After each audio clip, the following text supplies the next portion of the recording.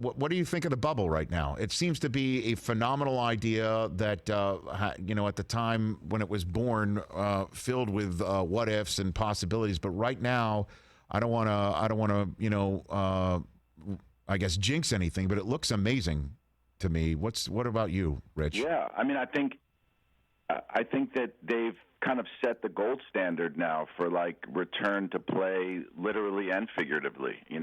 Obviously, I don't think every institution can afford what the NBA has been able to do in terms of the infrastructure around the bubble, but clearly that's the way right now to operate and function as a league, and that's the only way it seems like it can work right now.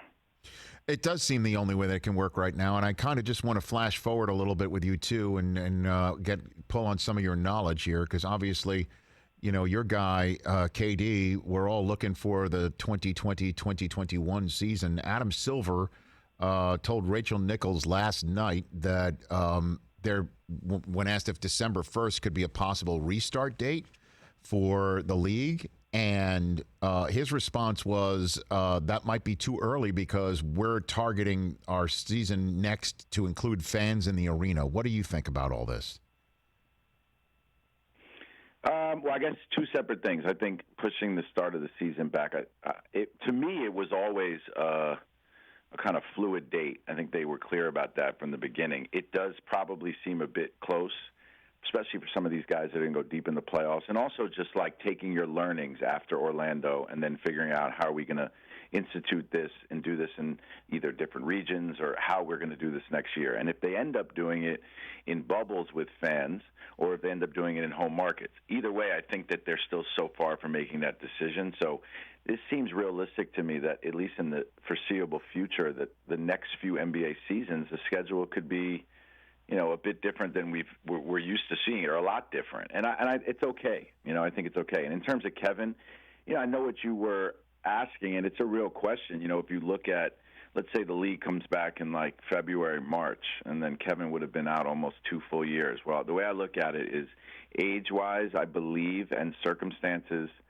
though different, the timing would be the same. And Michael Jordan left for a year and a half, came back in March that next year, and he clearly had an incredible second run. A lot of people would say even better in some ways. He was smarter. He was more efficient.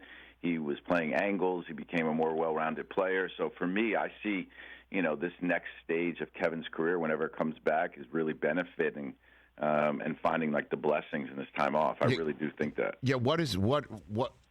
I mean, obviously coming back right now in a bubble and restarting up this way, it makes sense to just say, you know what, that season is toast, and let's figure out the future.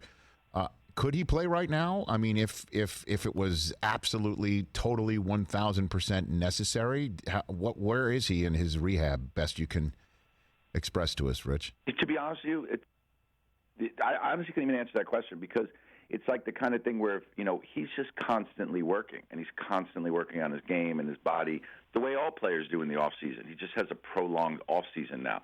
He isn't necessarily in rehab. He's just training. But you don't, I didn't even get to ask that question, because if I knew he wasn't coming back, there was no okay, how are we ramping up? Could you play? It was just the decision was made early. It was the best thing for him and the long-term future for the Nets. So, I can't. It's not as simple to answer that question. But I mean, he's hooping. People have seen videos out there, and there's not many cases where he gets on the court. He's not the best player in the world. Hey, you watched all the way to the end. Thanks for that. Watch more right here.